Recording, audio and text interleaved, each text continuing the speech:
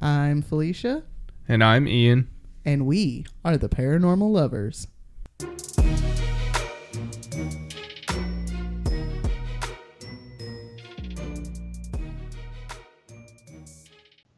Hello, paranormal dudes, dudettes, and dudays. Welcome back to another episode of the Paranormal Lovers. Hey guys. Hey guys. Thanks for joining us for another episode, number 132. 132. 132. 100 and my dad's old number, motocross number. Yeah, 32 is your dad's motocross number. Yeah, it's lucky funny. episode. I kind of hope my sister doesn't listen to this. I've been talking to people about Patty getting a dirt bike. And, like, some people know what happened to my brother and everything, and yeah, some people don't. And they're just like, oh, you're letting your daughter get a dirt bike? And I'm like, listen. It's a lot Her different than a street grandfather bike. was a 1970s motocross state champion. Yeah. And he still rides. I'm not super worried about it. No. Also, love you, Bubba. It's kind of his own stupidity that got him killed. So, I mean, the American roadways are by far the most dangerous places on Earth. they are. Right now. But you go too fast on an exit ramp. Statistically, like, you're more likely to die in a car crash than you are in a motorcycle crash, an airplane, like, all of I them. don't think you know But you know the why? true statistics of that. You know why? Why? Because there's more people that die in car crashes statistically than airplanes, motorcycles, all of them. I think together. that's because statistically more There's people more are cars. in cars. Yes. But you talk to anybody in a hospital, you know what they call motorcycles. Yeah. Death cycles. Yeah. Like, they're... Well, you're more likely to die if you get in a crash on a motorcycle than you are a car. Yeah. But you're more likely to get in an accident in a car because there's more cars. Because you're in a car more than you are on your motorcycle. But for some people. Some people, that's all they drive. I passed my statistics class with flying colors. In 2003? Yeah, it was a long time ago. 20 years ago? I'm pretty proud of that. Like, that's how I learned how to do loans and shit. Say, I love that you passed it and that you know all that, but remember that statistics change and you have to update yourself on that to, you know, you can't just be all blur. Well, the car thing is from Grim Grain.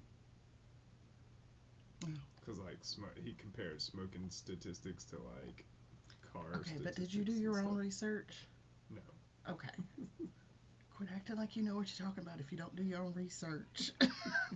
I hate that shit. But yeah, I don't know. She's motocross is a different thing than riding a bike on the street. Why are you trying to justify it? Just stop. I said what I said. My brother got himself killed going too fast on his bike, and I'm not concerned about our daughter getting a dirt bike because her grandpa will teach her how to ride it safely. For sure. That's all I was saying. I don't know why you gotta be so dramatic. God, do y'all see what I put up with here? This is what I've been dealing with for 10 years. Yeah, a man. Don't ever meet a man. Get that one from Wine and Crime. They're all married too, but they're like, never meet a man. Just never meet a man. Alright. So, we're back this week with a spooky supernatural story out of Japan. Ooh. About a woman who kills men. But first, what did you love about this week? What did we even do this week? Worked. Yeah. I love that I'm off now. I liked going to Johnny and Lucille's the other day. Yeah. That was fun. Family Christmas dinner. I liked making my banana pudding 3 times in a row. People ate the crap out of it. So People loved his nanner pudding. that was good. Yeah. I took it to work and it was gone before lunch. Came home with an empty, clean pan. Yep. I was like, just sit that on the stove. It's real cold. I don't want to put any hot water in it. It'll pop. What did you love about this week? I loved getting to dress Patty up Yeah. all week for school. Yeah. Because they had different colors each day. They had Every pajama day. They had sweater day. And it was fun getting to run around and grab stuff for her to do all that. Got the tree decorated. Don't have much else decorations up this year. It's just been a really hard year. And I found some real cool Christmas music. got a shit ton of presents. Frosty the Dope Man. Oh, God. Got a shit ton of presents for people. So Yeah, you did. I feel real good about that. We got 3 days. 3 days. And yesterday was the winter solstice. Hey-oh. So we're moving towards more sunshine. Happy New Year. Happy holidays. Mm-hmm. All Hope that you good guys jazz. are celebrating it up. Yep. Them Yule log fires burning. That's right. All right, so this week, as I said, we are headed to Japan to take a look at the legend of the Yuki Onna, or the Snow Woman. I want to say I've heard of that one. Different areas of the country have different names for her that roughly translate to things like Snow Daughter, Snow Woman, and even Snow Witch or Snow Hag. But even among all the different communities that share her legend, one thing remains the same: the snow. Yuki Onna is said to appear on snowy nights as a tall, beautiful woman with long black hair and blue lips. She may be in a white kimono or completely naked. Either way, she somewhat blends into the landscape as her skin is said to be pale or even translucent.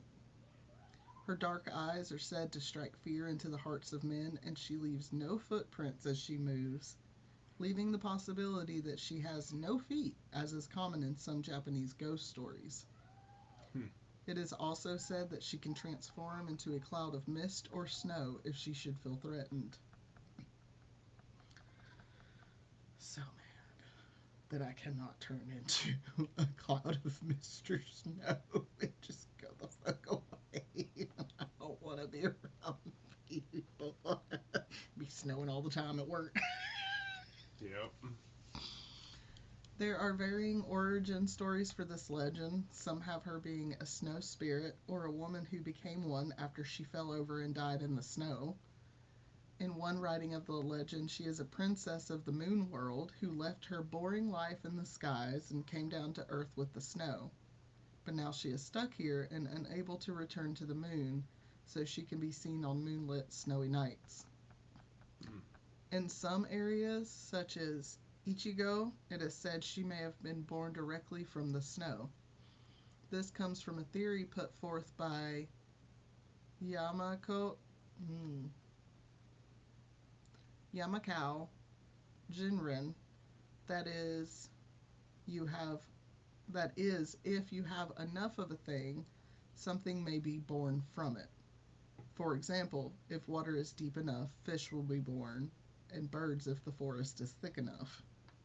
So maybe, just maybe, there was so much snow, a woman was born from it. Which is terrifying, actually. Yeah. No, thank you. Just random women walking around up in the Yukon and shit. I'm good. And of course... Reminds me of the true crime episodes we watched. Which true crime episodes? One where they found all those people frozen in the snow.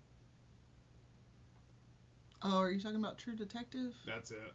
Yeah, that wasn't true crime. That was just a damn good show. It had kind of that sort of same thing going on there, huh? Mm-hmm. Some sort of weird spirit roaming out in the blizzard. Yeah, there was no spirit. It was just pissed off aunties. Yep. And of course, there are tales of a woman who was murdered and came back as a vengeful ghost. Those tales are darker and more frightening in their retelling. Stories of her are known to have passed around as early as the 14th century, with one of the most notable mentions of her coming from the poet Soji, who claims to have seen one while he was staying in the Ichigo province. In the... Shoji saw one? yes. Nice. one of my favorite beatboxers. I know it's not the same Shoji, but So disrespectful to the poet, sir. Although, I don't know. Beatboxing is it's kind of poetic. poetic. Yeah, Especially listening to especially that this dude guy. that was like listening. Did I listen to this morning doing Black Betty? Sir, how do you have three noises coming out of your throat? This guy's even better. He's Asian, and he does like weird like it's just he's Patty's watched his videos, hasn't she? yeah, oh yeah. Yeah, I've seen him on there. All right. In the OGI region of the Nagati prefecture, the legend goes that a beautiful woman came to visit a man, and at her insistence, she became his wife. However, she refused to go in the bath, but once he forced her in, she melted away. Oh no. She melted. She was She, made out of she snow. melted. His wife just melted Jeez. away. That's so sad. In other areas of Japan, there is the story of a Yuki Onna who came to visit an old couple to get warm.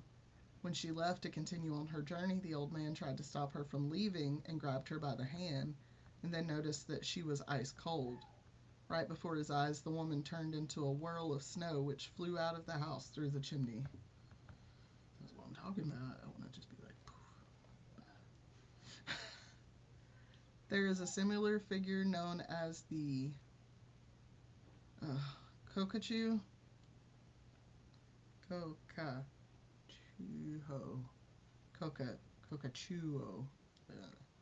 This one is said to stand out in the night of a blizzard in the snow hugging a child. She will ask passing travelers to also hug the child. If the person is willing to hug the child, they will notice the child is getting heavier and heavier until they are covered in snow and freeze to death. If one should choose not to hug the child, the Yuki Onna will shove them into a snowy ravine. So you're screwed either way. Pretty much. But, but, in Hirosaki, there is a legend of a warrior who agreed to hug the child, but held a tanto in his mouth while he hugged the child. He would get the blade close to the child's head, which kept him from getting covered in snow. It is said that once he handed the child back over, as a reward for hugging the child, the Yuki Onna gave the warrior many gifts and treasures. It is said that those who can withstand the hug without dying will be rewarded with great strength. Hmm. So you can hug the child and not die if you're smart about it. On them. Exactly. You got to keep them from getting covered up in snow. In parts of the Nagano prefecture, she is called the Yuki Onba.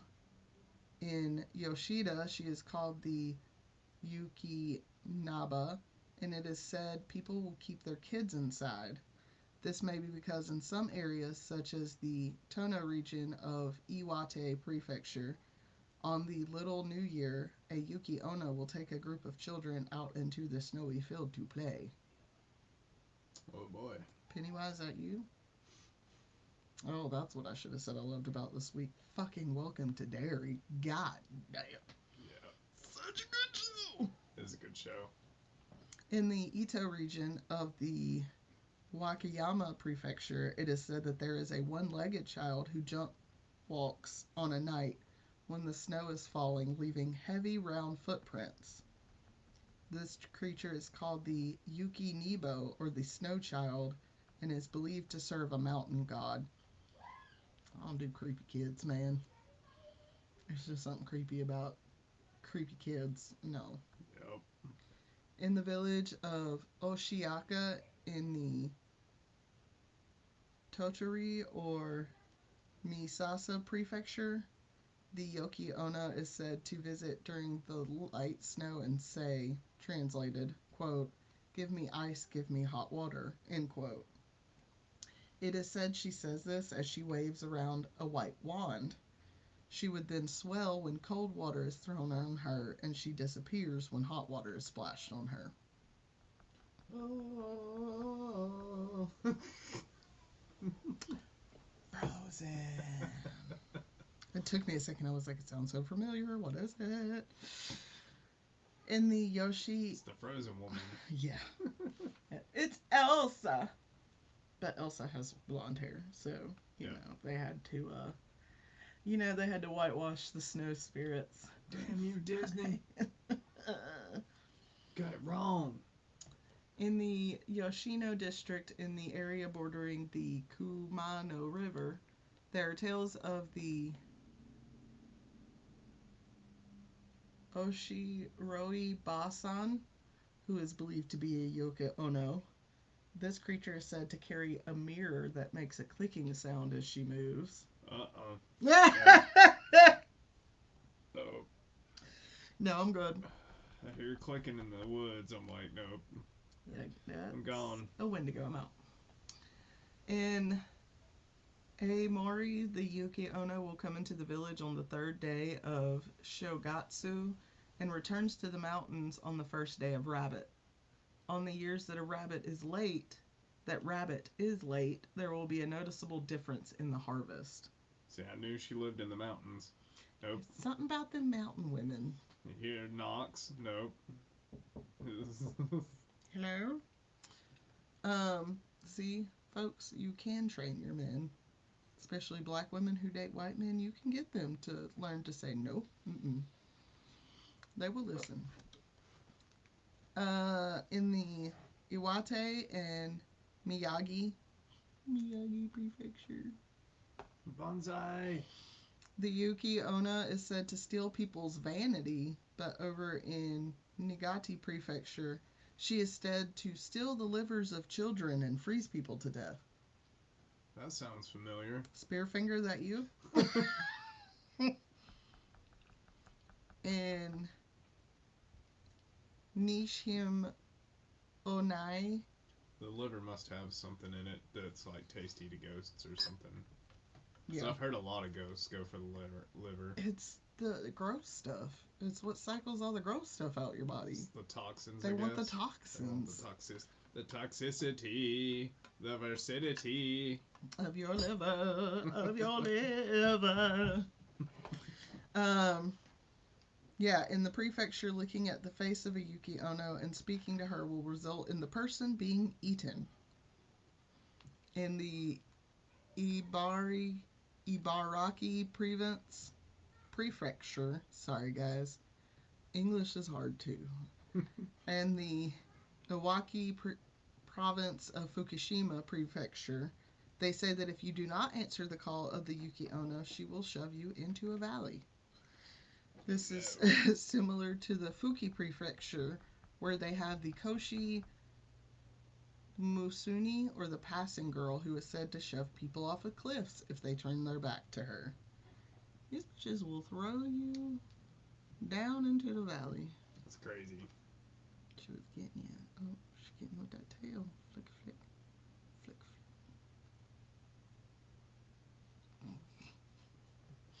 flick. In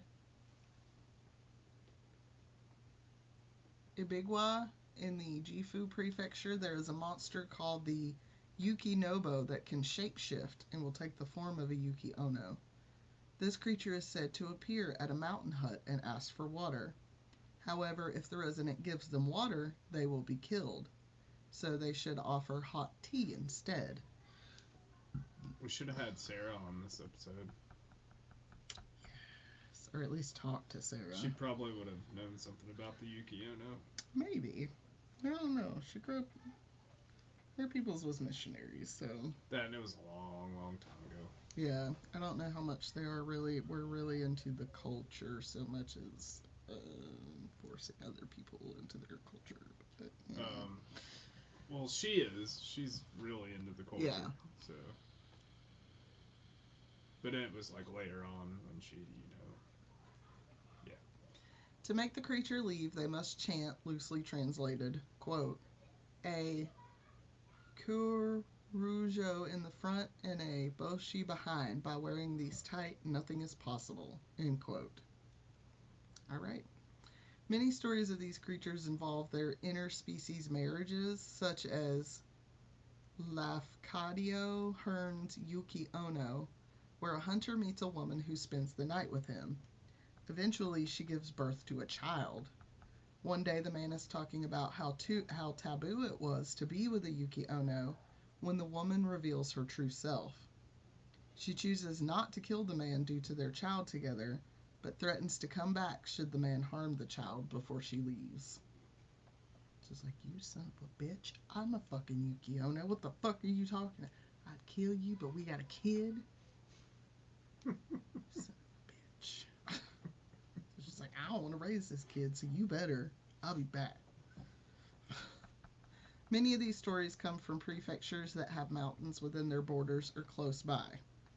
Most cultures have legends and folklore that come from an ancient time when people did not have the knowledge to understand the world around them. I can only imagine for such a spiritual culture as Japan, living in the shadows of great mountain ranges would lend a dark and ominous flair to their legends. I'm sure. It is said that these stories started when lonely people, sometimes old childless couples, not childish, childless couples or single men, childish,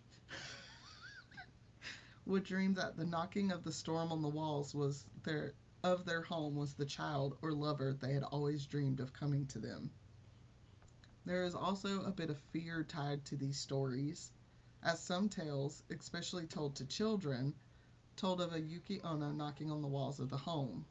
I say kids because this would commonly be used to get kids who stayed up late to go to sleep quickly. Gotta fall asleep or she'll get you.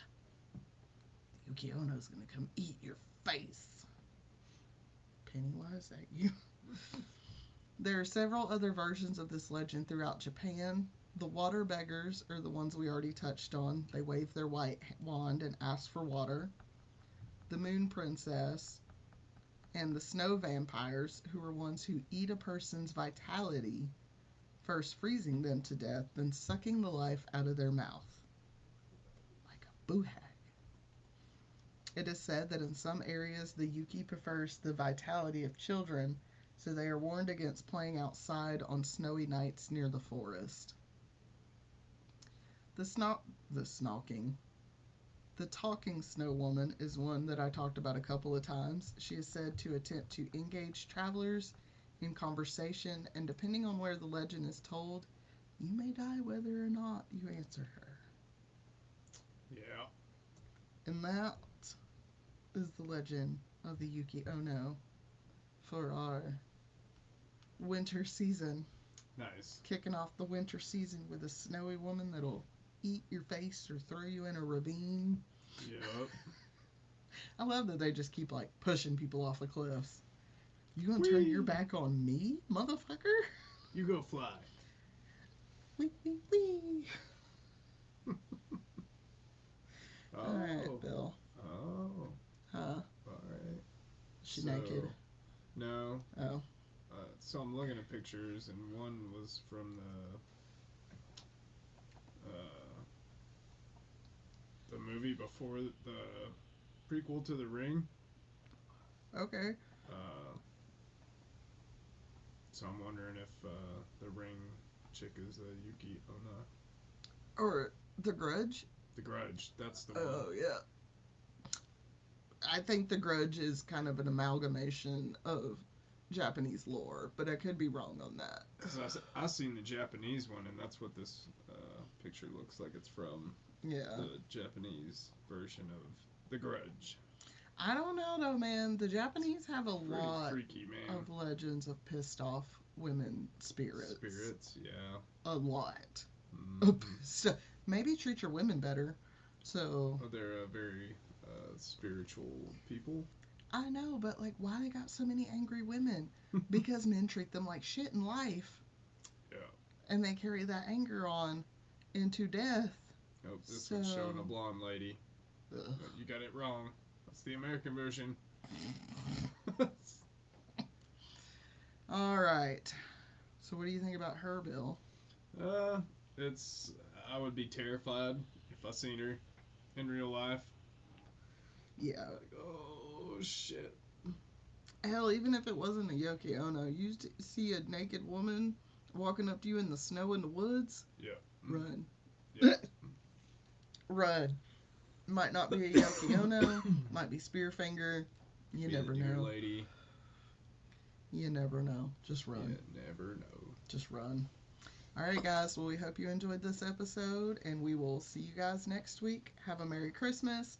Happy Yule. Have a good Thursday. If you don't celebrate anything, that's completely fine too. And we will see you guys next week. Be kind to each other. Love you. Bye. Love you guys. Bye.